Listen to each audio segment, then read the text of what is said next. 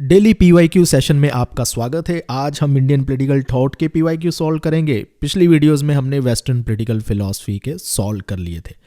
आज जो हम सॉल्व करेंगे वो 2024 और 23 के एक ही वीडियो में हम सॉल्व कर देंगे। 24 में आपके 6 क्वेश्चंस आए थे, इनको भी हम सॉल्व करना शुरू करते हैं। लेकिन इससे पहले एक जानकारी दे दूं कि CUET PG पॉलिटिकल साइंस का हमारा कोर्स अवेलेबल है। अगर आप इसको लेना चाहते हो, डिस्क्रिप्शन में इसका लिंक अवेलेबल है, वहाँ से जाकर एनरोल कर सकते हो। और इन केस आप डिस्काउंटेड प्राइस पर CUET PG पॉलिटिकल साइंस का स्टडी मटेरियल देख रहे हो, जिसमें आपका कोर्स भी आ जाएगा, टेस्ट सीरीज भी आ जाएगी, ई बुक्स भी आ जाएगी, बचत पैक भी हमने लॉन्च किया है, इसको भी आप डिस्क्रिप्शन में जाकर दे सकते हो, डिस्काउंटेड प्राइस में आपको मिल जाएगा। चलिए पहले क्वेश्चन की ओर बढ़ते हैं। कौन सा पूछा गया था? नॉन कोऑपरेशन मूवमेंट को इनमें से किन रीजन की वजह से बंद कर दिया गया था? इसका राइट आंसर है चौरी चौरा इंसिडेंट जो हुआ था, उसकी वजह से गांधी जी ने नॉन कोऑपरेशन मूवमेंट को कॉल ऑफ कर दिया। लॉन्च कब की जाती थी ये मूवमेंट? अगस्त 1, 1920 में हुई थी। डेट भी याद रखना। ब्रिटिश को रेजिस्ट कर रहे थे, लेकिन रेजिस्ट करना चाहते थे नॉन वायलेंट मेथड से। लेकिन जैसे ही चौरी चौरा इंसिडेंट होता है Feb 4, 1922 में, जहां प्रोटेस्टर पुलिस स्टेशन को अटैक कर देते हैं, पुलिस स्टेशन को जला देते हैं, जिससे 3 सिविलियंस और 22 पुलिसमैन मारे जाते हैं। ये चीज़ गांधी जी को पसंद नहीं आती कि अगर ये नॉन वायलेंट रहती तो वो कंटिन्यू चलती रहती। लेकिन इसके बाद गांधी जी इसको कॉल ऑफ कर देते हैं, बंद कर देते हैं नॉन कोऑपरेशन मूवमेंट को। अगले क्वेश्चन में आपसे ये पूछ रखा है कि इनमें से कौन सी बुक BR अम्बेडकर ने नहीं लिखी है? ये तुक्का मारना होता, आपको पता भी नहीं है इसका राइट आंसर क्या है, तो तुक्का लगाया जा सकता है। BR अम्बेडकर जो गांधी जी के अगेंस्ट थे, बहुत सारे इशू पर उनके नहीं ओपिनियन मैच करती थी, वो क्यों गांधी जी पर किताब लिखेंगे? तो राइट आंसर इसका यही होना चाहिए। गांधी नेहरू टैगोर वाली किताब BR अम्बेडकर की बुक है ही नहीं। वैसे भी BR अम्बेडकर की सभी बुक आपको याद होनी चाहिए। थॉट्स ऑन पाकिस्तान 1940 में आती है, नाइलेशन ऑफ कास्ट 1936 में आती है, द प्रॉब्लम ऑफ रूपी ओरिजिन एंड सोल्यूशन 1923 में आती है। लेकिन ये जो बुक दे रखी है गांधी नेहरू एंड टैगोर, ये कल्पना राजाराम ने 2015 में लिखी है। BR अम्बेडकर की बुक की लिस्ट थोड़ी लंबी है, आराम से बैठ के उसको देखिए कौन कौन सी बुक लिखी है, क्योंकि अगर फिर से ऐसा क्वेश्चन आ गया जिसमें आपसे पूछा होगा इनमें से कौन सी बुक उनकी है या इनमें से कौन सी बुक नहीं है, या फिर ये पूछा जाएगा एक बुक को आप क्रोनोलॉजिकल ऑर्डर में लगाओ, तो ऐसा क्वेश्चन आता है, आप गलती मत करना। एक बार आराम से बैठ के BR अम्बेडकर की बुक याद रख लीजिए। आत्मीय सभा जो है, इनमें से किस थिंकर ने इस्टेब्लिश की थी? इसका राइट आंसर है राजा राम मोहन रॉय ने आत्मीय सभा जो है इस्टेब्लिश की थी। कब की थी? 1815 में की है। कुछ जगह पर आपको ये 1814 भी मिल जाएगा। 1814 और 15 के ये मतभेद है, बहुत सारी वेबसाइट से देखने के बाद भी क्लियर नहीं होता कि राइट क्या होना चाहिए, बट 1815 हम यहाँ पर लेकर चल रहे हैं। तो आत्मीय सभा क्यों बनाई जाती है? सोशल रिलीजियस रिफॉर्म बंगाल में लेकर आने के लिए बनाई जाती है। फिलोसफिकल डिबेट्स इसमें की जाती है, रिफॉर्म्स पर बातें की जाती थी लोगों के साथ। ये किसके अगेंस्ट प्रोटेस्ट करती है या क्या चीज़ें बदलना चाहती थी? क्लीन ट्रेडिशन के अगेंस्ट प्रोटेस्ट करती है, जहाँ पर यंग लड़कियों को बेच दिया जाता था फाइनेंशियल गेंस के लिए कुछ हस्बैंड्स को। पॉलीगैमी की प्रैक्टिस को ये क्रिटिसाइज करती है। ये कास्ट सिस्टम को अटैक कर रही थी। तो आत्मीय सभा इन सब चीज़ों पर काम कर रही थी। अगले क्वेश्चन में आपसे पूछा है the precepts of Jesus the guide to peace and happiness, ये बुक किस ऑथर की है? इसका राइट आंसर है ये भी राजा राम मोहन रॉय की है। तो उन्होंने काफ़ी बुक्स लिखी है, बहुत वीकली मैगजीन भी पब्लिश करते थे। तो ये सब याद रखने हैं नाम, क्योंकि इसी से क्वेश्चन इंडियन पॉलिटिकल थॉट के आपके मेजरली बनते हैं। आपको अभी कंसेप्चुअल चीज़ें बहुत कम पूछी जा रही है। तो ये 1820 में इनकी बुक पब्लिश हुई थी, ये वाली। नेक्स्ट पूछा गया है गांधी जी की बुक्स को आपने क्या करना है? क्रोनोलॉजिकल ऑर्डर में लगाना है। इसका राइट आंसर बनता है ऑप्शन नंबर 2। कैसे कैसे उनकी बुक्स कौन कौन सी ऑर्डर में आती है देख लेते हैं। हिंद स्वराज उनकी सबसे पहले आती है, 1909 में ये पब्लिश होती है, गुजराती वर्जन में होती है, फिर ब्रिटिशर इसे बैन भी कर देते हैं। Story of my experiments with the truth, ये 1927 से 29 लिखा आता है। वैसे ओरिजिनल पब्लिश 29 में ही हुई है, क्योंकि पहले ये एक आर्टिकल्स ऐसे इसके फॉर्म्स में न्यूज़पेपर में धीरे धीरे पब्लिश होती है, फिर कंपाइल करके इसकी एक बुक बना दी गई जो 29 में पब्लिश होती है। सत्याग्रह इन साउथ अफ्रीका 1928 और इंडिया ऑफ माई ड्रीम्स 1947 में पब्लिश होती है। अगले क्वेश्चन में आपसे ये पूछा गया है कि सावरकर का जो हिंदुत्व का आइडिया है उसको लेकर कुछ स्टेटमेंट दी गई और आपने बताना है इनमें से वो कौन सी स्टेटमेंट इनकरेक्ट है। इनकरेक्ट स्टेटमेंट आपको बतानी है। इसका राइट आंसर है option number 2। His definition of Hindutva includes the faith that had an origin outside the territory of India. तो जो इंडिया से बाहर भी फेथ है, हिंदुत्व की डेफिनेशन में वो भी इंक्लूडेड है, ये गलत स्टेटमेंट है। हिंदुत्व की डेफिनेशन में वही फेथ इंक्लूड किए गए हैं सावरकर के द्वारा जो यहाँ पर पैदा हुए हैं, इंडिया में ही पैदा हुए हैं, यानी उनका पितृभू और पुण्यभू, ये डेफिनेशन थी उनकी समझाने की, दोनों यहाँ पर हैं। पुण्यभू पितृभू के मुताबिक, पितृभू का मतलब है फादरलैंड जो है वो आपका यहीं पर ही हो, आपका जो धर्म है वो यहीं पर ही पैदा हुआ हो, आपके एंसेस्टर भी यहीं के हो। और पुण्यभू का मतलब है अगर आपका कोई रिलीजियस स्थल है कोई भी, वो भी यहाँ पर ही होना चाहिए, वो आउटसाइड का इंडिया नहीं होना चाहिए। अगर क्रिश्चियंस का देखे Catholic church outside the India है, मुस्लिम का देखे मक्का वो भी आउटसाइड द इंडिया, तो वो हिंदुत्व की डेफिनेशन में सावरकर ने ऐसे फेथ को नहीं डाला है। लेकिन अगर बुद्धिज़्म को देखे, हिंदू को देखे, सिख को देखे, जैन को देखे, इन सभी को उन्होंने हिंदुत्व की डेफिनेशन में इंक्लूड कर रखा है। 2023 के क्वेश्चन सॉल्व करते हैं, इसके भी 6 ही क्वेश्चन आपसे पूछे गए। इंडियन पॉलिटिकल थॉट के क्वेश्चन कुछ ज़्यादा आते भी नहीं है। महात्मा गांधी ने साउथ अफ्रीका में कौन सी मैगजीन शुरू की थी, ये क्वेश्चन पहला आपसे पूछा गया है। इसका राइट आंसर है उन्होंने इंडियन ओपिनियन करके एक मैगजीन है जो उन्होंने शुरू की थी 1903 साउथ अफ्रीका में, जहां पर वो अपने सत्याग्रह और नॉन वायलेंट मेथड्स की बातें करते थे। इसके साथ और भी जो राइटिंग्स ऑप्शंस में दे रखी है वो भी महात्मा गांधी जी की ही है, जैसे कि यंग इंडिया, ये उन्होंने एक न्यूज़पेपर शुरू किया था जब वो इंडिया वापस आए थे साउथ अफ्रीका से, 1919 में शुरू किया था। हरिजन पब्लिकेशन भी शुरू की थी 1933 में, इसको लॉन्च किया था दलित की अपलिफ्टमेंट के लिए। हिंद स्वराज उनकी जो बुक है, फिलोसफिकल बुक है, जो आउटलाइन बताती है गांधी जी ने जो भी शॉर्ट में अपनी फिलोसफी उसमें एक्सप्लेन कर रखी है, 1909 में पब्लिश होती है। 1910 में ब्रिटिश गवर्नमेंट इसे बैन भी कर देती है सेडिशियस के चार्जेस लगाकर। तो इंडियन ओपिनियन की जो बात कर रहे थे वो साउथ अफ्रीका में ही आती है। रविंद्रनाथ टैगोर की नेशनलिज्म को लेकर कुछ स्टेटमेंट दी गई है और इनको लगाना था आपने ऑर्डर में। अब ये टफ क्वेश्चन है, it's not an easy question. जहाँ तो आपने उनका इंडियन नेशनलिज्म की ओरिजिनल राइटिंग पढ़ी है जो उन्होंने उस पर लिखा है, अगर नहीं भी पढ़ा है तो फिर भी हमें क्रैक तो करना होगा किसी से। ऑप्शंस देख के हमें पता चलता है जहाँ तो बी स्टेटमेंट पहले आने वाली है या तो फिर ए स्टेटमेंट पहले आने वाली है, क्योंकि ऑप्शन ही इस तरह की सेट कर रखी है।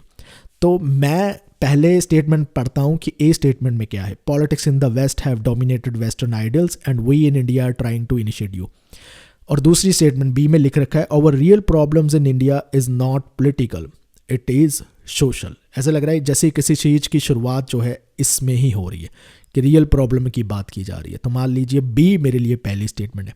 अगर बी पहली स्टेटमेंट बन जाती है तो 1 और 2 स्टेटमेंट में से ही मुझे कुछ चुनना होगा, यानी या तो फर्स्ट ऑप्शन ठीक है या तो सेकंड ऑप्शन ठीक है। इसको एक्सप्लेनेशन में जाकर हम देखते हैं कि कैसे कैसे इसको सॉल्व किया जा सकता था।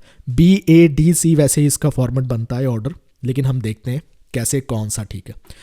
रियल प्रॉब्लम इंडिया में पॉलिटिकल नहीं है, सोशल है। वो कहते हैं जो इंडियन नेशनलिज्म है, अगर हम उसमें सिर्फ पॉलिटिकल फ्रीडम की ही बात करें तो हम जो डीपर सोशल इश्यूज है जैसे caste discrimination, poverty, lack of education, तो उनको कौन ठीक करेगा।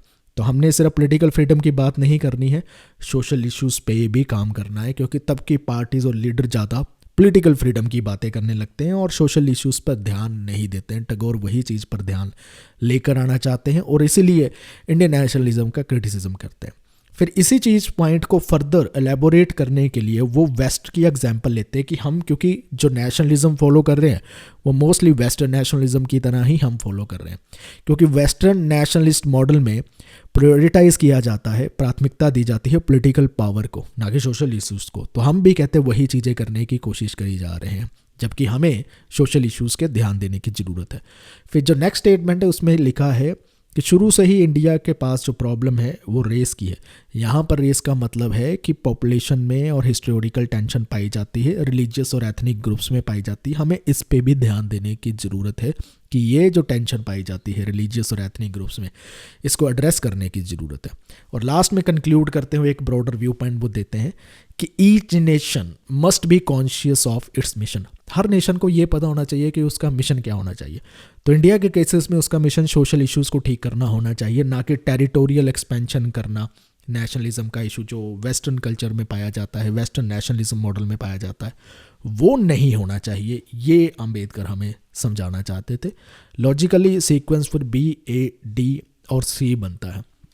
टफ क्वेश्चन है, इतना इजी क्वेश्चन नहीं था। अगला क्वेश्चन भी टफ ही है। उसमें महात्मा गांधी जी सिविलाइजेशन के बारे में कुछ स्टेटमेंट दे रखी है और उनको भी ऑर्डर में लगाना है। टैगोर का जो नेशनलिज्म वाला था वो थोड़ा सा फिर भी डिफ़िकल्ट था, इसको फिर भी हम लगा सकते हैं। कैसे? देखिए, सबसे पहले उन्होंने लिखा है स्टेटमेंट 1 में, this civilisation takes not neither of morality nor religion. This civilisation का मतलब है कि ए तो पहली स्टेटमेंट कभी भी नहीं हो सकती और ऑप्शन में भी नहीं दी है। दिस सिविलाइजेशन मतलब ये किसी सिविलाइजेशन की बात की जा रही है। तो सबसे पहले मुझे देखना होगा गांधी जी ने ऐसी कौन सी सिविलाइजेशन की बात ऑलरेडी कर रखी है जिसके बाद ये ए आना चाहिए, दिस सिविलाइजेशन। तो सी में मुझे वो दिखाई दे रहा है, the people of Europe today live in a better built houses. तो यहाँ मतलब है यूरोपियन सिविलाइजेशन की बात यहाँ पर कर रखी है उन्होंने। तो सी स्टेटमेंट तो ए से कम पहले ही आनी चाहिए। दिस सिविलाइजेशन डी में भी देखिए, is such that one has only to be patient and it will be destroyed. इसका मतलब है डी भी बाद में ही आने वाली है। तो सी पहले आने वाली है, फर्स्ट और थर्ड ऑप्शन में ही है जो होनी चाहिए। तो इसका मतलब है सी और ए तो पहले आने वाली, क्योंकि ऑप्शन ही ऐसी दे रखी है, सी और ए दोनों ऑप्शन में साथ दे रखे हैं। बस बी और डी का मुझे ध्यान रखना है कि लास्ट में क्या आने वाला है। तो देखा जाए तो मुझे लग रहा है लास्ट में civilisation is not an incurable disease ये आना चाहिए। दिस सिविलाइजेशन वाली लाइंस जो है वो साथ साथ चलेगी। तो बी जो है वो लास्ट में आना चाहिए। ठीक है, तो थर्ड ऑप्शन इसी हिसाब से बन जाती है। तो एक बार फिर से देख लेते हैं अब ये स्टेटमेंट क्या क्या कहती है। वो कहते हैं यूरोप के लोग आज बहुत ही अच्छे घरों में रहते हैं। इससे 100 साल पहले वो इतने अच्छे घरों में नहीं रहते थे। लेकिन ये सिविलाइजेशन का जो मार्कर एडवांसमेंट बना रखी है कि जितनी मटीरियल एडवांसमेंट होगी उतनी ही सिविलाइजेशन अच्छी होती जाएगी। कहते हैं ये जो पैरामीटर है यही गलत है कि आप अच्छे घरों में ले गए, इसका मतलब ये थोड़ी ना है कि सिविलाइजेशन अच्छी होने लगी। कहते हैं दिस सिविलाइजेशन मतलब ये जो यूरोपियन सिविलाइजेशन है takes not neither of morality nor religion, ना ये नैतिकता की बात कर रही है ना धर्म पर विचार कर रही है। तो सिविलाइजेशन में एथिकल और स्पिरिचुअल वैल्यू होनी चाहिए, गांधी जी ये बात करते हैं। फिर कहते हैं this civilisation is such that one has only to be patient and it will be destroyed. इसी क्रिटिक को इंटेंसिफाई करते हुए जो ए में उन्होंने लिखा है वो कहते हैं ये अनसस्टेनेबल मॉडल है सिविलाइजेशन का, ये सेल्फ डिस्ट्रक्टिव है, इसके साथ पेशेंटली डील करना होगा, नहीं तो ये तो बहुत ही जल्दी मॉरल फेलिंग्स की वजह से डिग्रेड हो जाएगी, डिस्ट्रक्ट हो जाएगी, इसका डाउनफॉल बहुत ही पास है अगर इन्होंने एथिकल और स्पिरिचुअल वैल्यूज़ पे ध्यान देना नहीं शुरू किया। फिर बी लास्ट में कंक्लूड करके कहते हैं कि civilisation is not an incurable disease. इसका मतलब है there is still hope. Civilisation जो यूरोपियन सिविलाइजेशन चल रही है उसको ठीक किया जा सकता है। आप just moral ethical and spiritual values पे काम करना शुरू कर दो, सिर्फ मटेरियल एडवांसमेंट में ही फोकस ना करो। तो C A D B logical conclusion या ऑर्डर ऐसे चलना था। 10th क्वेश्चन में आपसे ये पूछ रखा है गांधी जी ने पंचायती राज इंस्टीट्यूशन को सपोर्ट किया है और रीज़न दे रखा है अंबेडकर ने पंचायती राज इंस्टीट्यूशन को अपोज किया है। अब दोनों ही अलग अलग स्टेटमेंट है, दोनों ही अपने आप में ठीक है, लेकिन आर जो है वो करेक्ट एक्सप्लेनेशन ऑफ ए कभी भी नहीं हो सकती, क्योंकि गांधी जी ने अगर पंचायती राज सिस्टम को सपोर्ट किया है, असर्शन है, तो रीज़न में उसका रीज़न तो बताओ क्यों सपोर्ट किया है, किस लिए वो सपोर्ट करते थे। लेकिन रीज़न में एक और स्टेटमेंट दे दी है कि अंबेडकर पंचायती सिस्टम को अपोज करते थे। तो इस तरह से ए अपने आप में ठीक है, बी भी अपने आप में ठीक है, लेकिन ए का जो एक्सप्लेनेशन होनी चाहिए थी, रीज़न होनी चाहिए थी, वो आर में हमें नहीं दिखाई देती, इसलिए बी ऑप्शन हमारा ठीक था। आगे आपसे ये पूछ रखा है, एक कोट है, can you have economic reform without first bringing about A reform of the social order. ये किसका है कि इकोनॉमिक रिफॉर्म क्या हो सकते हैं अगर आपने सोशल ऑर्डर को ही रिफॉर्म नहीं किया है। ये बी आर अम्बेडकर कहते हैं, ये बी आर अम्बेडकर का कोट है, ये भी एक नया कोट है, ऐसा कोट पहले देखा भी नहीं गया, इसलिए थोड़ा सा हम ध्यान रख सकते हैं कि कौन सोशल ऑर्डर को प्राथमिकता दे सकता है, कौन ऐसे वर्ड यूज़ कर सकता है हार्श जो क्रिटिसाइज़ कर रहे हैं इकोनॉमिक ऑर्डर को भी। तो नाइलेशन ऑफ कास्ट में वो कहते हैं सोशल ऑर्डर यानी कि कास्ट सिस्टम खास करके अगर वही चीज़ें ठीक नहीं की जा रही है तो इकोनॉमिक इनक्वालिटी तो रहेगी। अगर आप इकोनॉमिक रिफॉर्म्स भी ले आओगे और सोशल हायरार्की एग्जिस्ट कर रही है तो डिस्क्रिमिनेशन और एक्सप्लॉयटेशन तो लोगों का होता ही रहेगा। ऐसी इकोनॉमिक प्रोग्रेस का फ़ायदा ही क्या जब लोगों के साथ अभी भी डिस्क्रिमिनेशन और एक्सप्लॉयटेशन हो रहा है। तो ये चीज़ों को ठीक करने की ज़रूरत है, सिर्फ इकोनॉमिक रिफॉर्म्स पर काम करने की ज़रूरत नहीं है। बी आर अम्बेडकर ने सोशल रिफॉर्म्स को लेकर कुछ क्रिटिक्स आइडेंटिफाई किए थे, वो क्या कहते थे, वो कौन है? इसका राइट आंसर है पॉलिटिकल रिफॉर्मर्स और सोशलिस्ट। इन दोनों को बी आर अम्बेडकर क्रिटिसाइज़ करते आए हैं। अंबेडकर कहते हैं पॉलिटिकल रिफॉर्मर जो है वो ज़्यादा पॉलिटिकल चेंजेस पे बात करते हैं, पॉलिटिकल रिफॉर्म्स की बात करते हैं, डीप रूटेड सोशल इश्यूज़ पर बात नहीं करते हैं। और कहते हैं अगर सोशलिस्ट की बात करें तो ध्यान उनका भी सोशल रिफॉर्म्स पे नहीं है, वो तो बस ये देख रहे हैं कि की इंडस्ट्रीज़ स्टेट कंट्रोल कैसे कर सकती है, ऐसी बातें कर रहे हैं।